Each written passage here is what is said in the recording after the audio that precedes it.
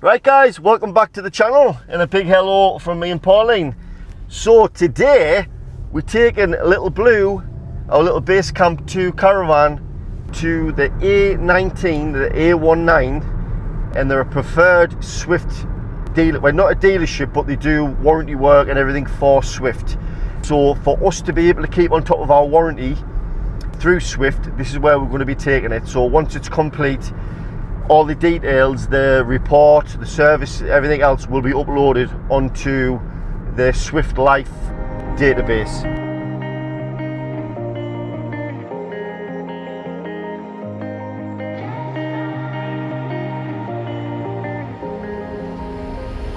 When I'm blue, I think of you in your eyes, how they look at mine, so kinda like that.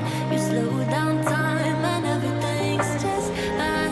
I was ocean swimming with just wishful thinking of my life, the vision drifting by until I found a lighthouse in your heart. Oh,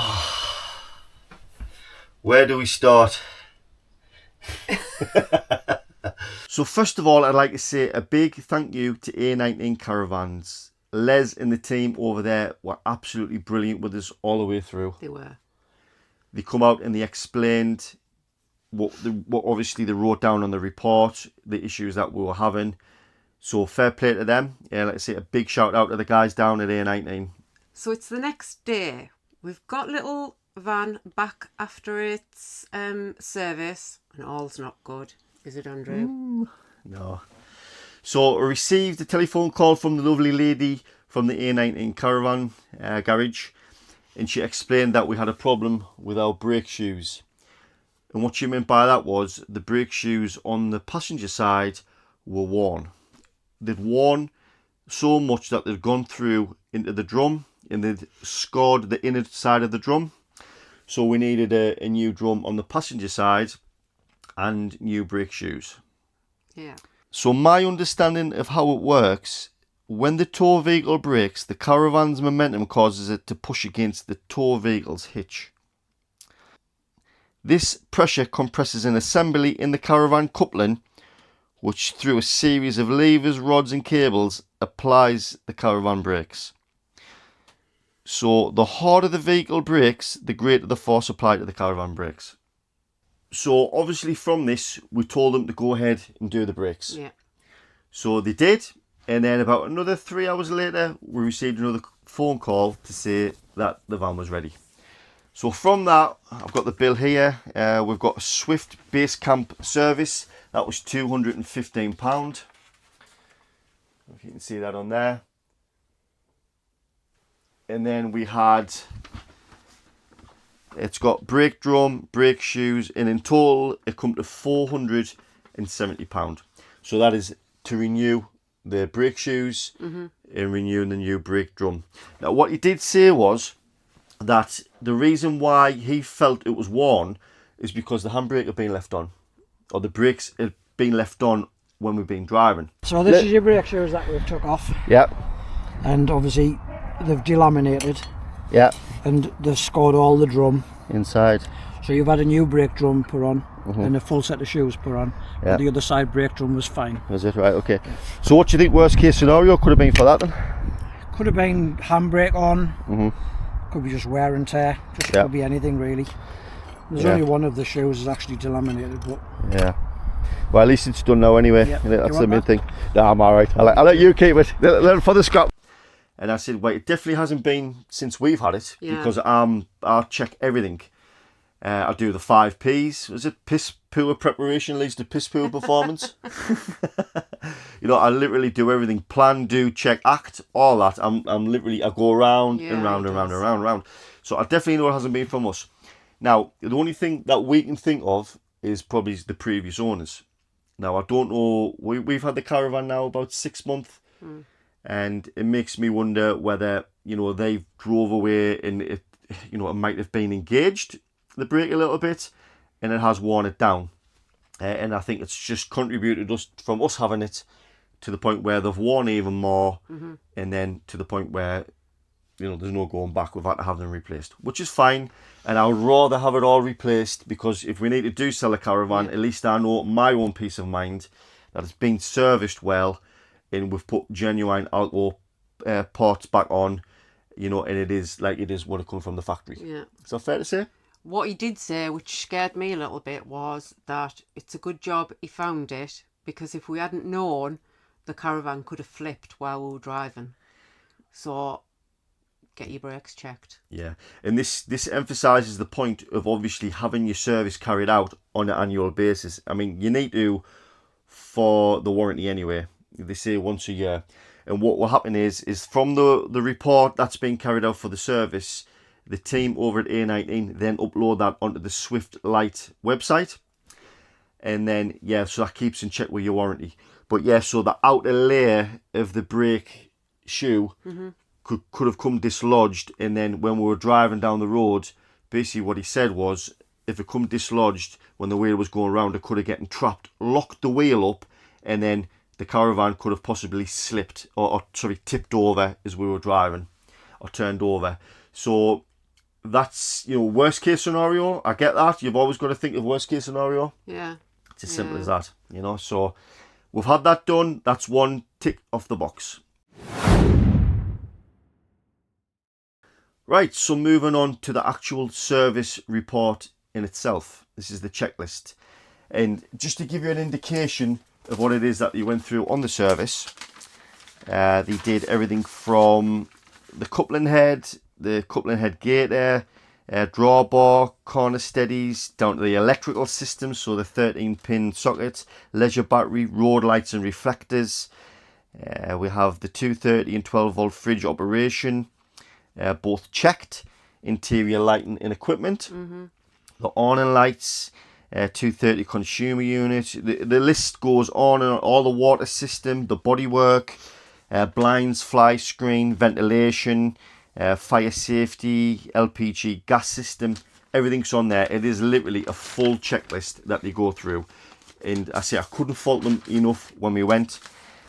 So when we got there, we went into the reception, obviously to pay our bill, and she did advise us. Now when we did drop the caravan off, previously you noticed a little drip coming down from the Skylight? I thought it was the Skylight in the bathroom, just like a little drip of water. But then we never seen it again. But we did mention it when we dropped the caravan off. Yeah. So we're thinking, why this is the second service that the caravan's had. Is it a case where if anything needed to be done, now's the time to do it, especially now it's still under warranty? So we asked them to go away and have a look at the Skylight. They explained that. Also, if you remember from a few videos back, we had an issue with the decals on the front of the van where the strip had come off through the frost. So we asked them to have a look at that. Obviously, again, if it could be done through warranty. So they went away and had a look. So when we did go to pick the caravan up, the one thing they said was they found that there was a little bit of a water leak coming in through the Skylight. In the bathroom. So that's fine. They said they can go away. They'll just get it replaced. That'll go through warranty. It'll go through Swift. Not a problem. Now, one of the things that she did mention, which was quite alarming for us, and that was underneath where the fridge was, it come up at 25% dampness. So they've done a damp report all the way through, and it showed up at 25%, which is just obviously under where the fridge is, where the kitchen unit is, the sink and everything else.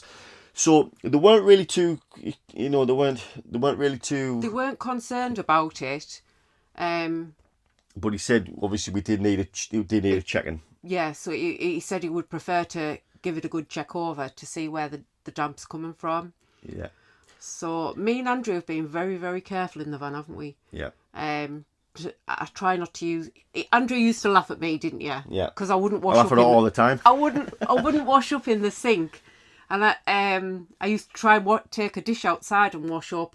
We don't really cook in the van, and I'm very careful with water in the van. But yet, still, for this reason, because I know that water can just literally get in anywhere. Yeah. Yeah. still there's damp in Yeah, there. yeah, isn't so there? there's damp, yeah. But it could have come from a possible locations. One could be underneath where the sink is. One could be the tap, where it goes up to the tap. And what they think is there's a drip somewhere, or something's dripped onto the floor behind there. It could also be at the back of where the workbench is for the kitchen, because we noticed, you know, water could be getting down the back of there. Also, The vents outside. the vents outside. Now, I did clean the caravan. If you noticed on the last video, I did clean the caravan. And I know a lot of people in the past have gone on saying, you know, you shouldn't use a jet wash, this, that and the other. But if you see in the jet wash, I never have the jet wash on full power. On the actual jet wash that we have, you can turn the nozzle and it restricts the amount of spray that comes out.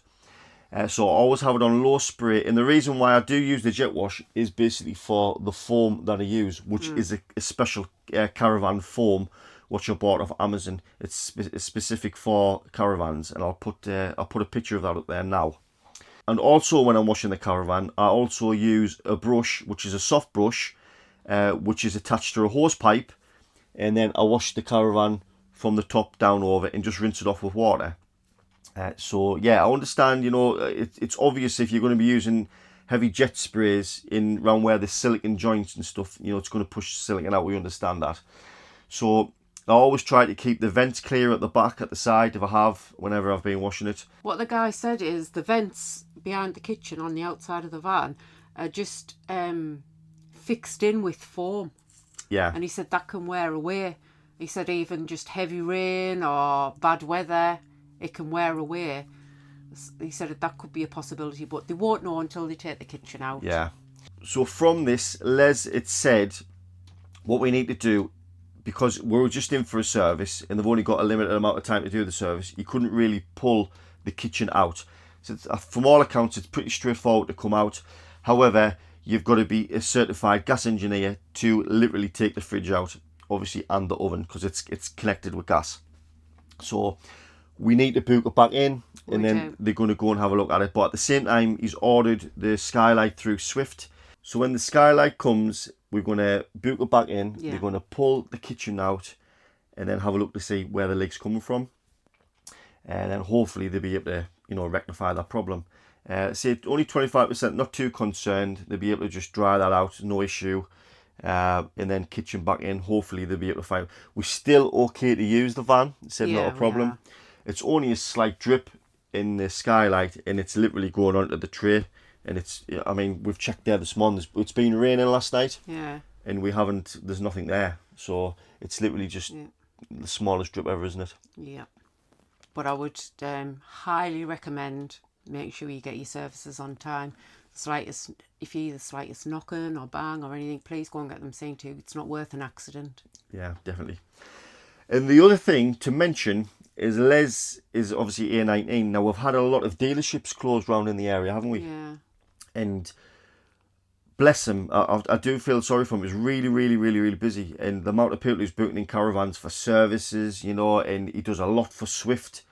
He does a lot of warranty work for Swift. Yeah. And, you know, you can see he generally knows his stuff, this guy.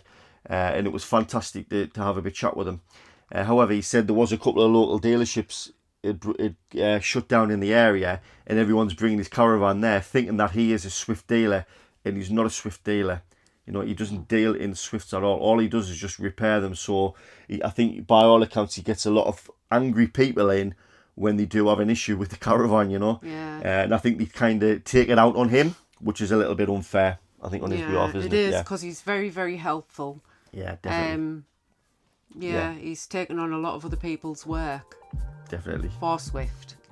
Yeah, definitely. Yeah. One thing he did say that I could take anywhere from 2 weeks to 2 months by the time Swift approved the Skylight to getting it in, to getting it replaced. He said it's only an hour, couple of hours job, but it just takes time for the parts and everything to turn up from Swift by the time it's authorised. Yeah. All right, yeah? Yeah. So thanks everyone for watching and listening to our little moan. Don't forget to like and subscribe, because I'm a star. Stop. No, guys, really appreciate it. Thanks everyone who has subscribed. And like I say, we'll be cracking on next week. I think we're looking at going away somewhere next week because we can still get away in the caravan. Yeah, we can. So God knows where we're going to end up, but no doubt we'll figure that out next week. So yeah, once again, thank you very much for watching. Take care. Bye. Bye.